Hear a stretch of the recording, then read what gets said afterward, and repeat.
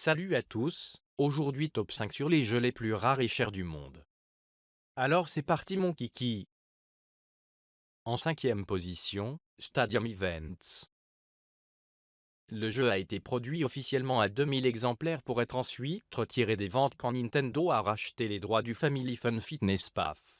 Nintendo a donc créé le sien, et Stadium Events a dû être adapté pour ce nouveau périphérique.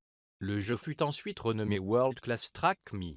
Sur eBay en 2010, on a enregistré une vente record pour l'un de ces exemplaires allant jusqu'à 41 300 $. Vous ne trouvez pas ça fou, vous? Parce que moi si. Bref, passons. En quatrième position, on retrouve Nintendo World Championship 1990. Il s'agit de cartouches créées tout spécialement par Nintendo pour une compétition organisée par la firme japonaise. Elles comprennent les jeux Super Mario Bros, Radress et Tetris.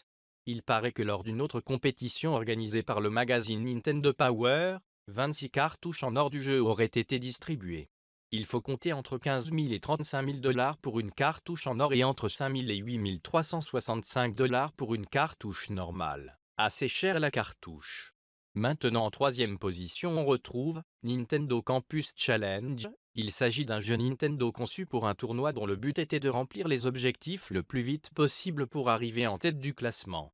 La cartouche comporte les jeux Super Mario 3, Pinball et Dr Mario.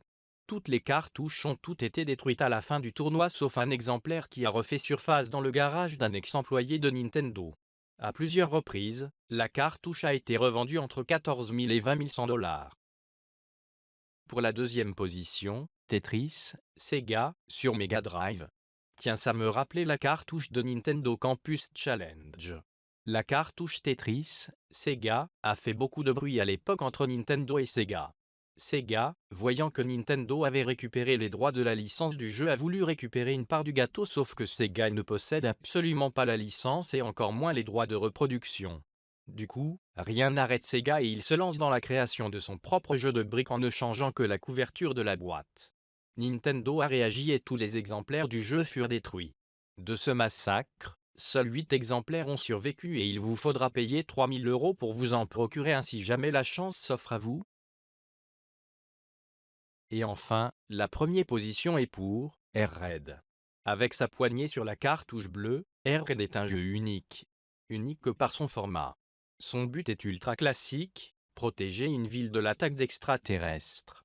Estimé entre 14 000 et 33 400 $, il n'y aurait plus que 3 boîtes en circulation dans le monde sur les 12 exemplaires vendus à l'époque. Et voilà, la vidéo touche à sa fin, alors laisse un pouce bleu si tu as aimé la vidéo.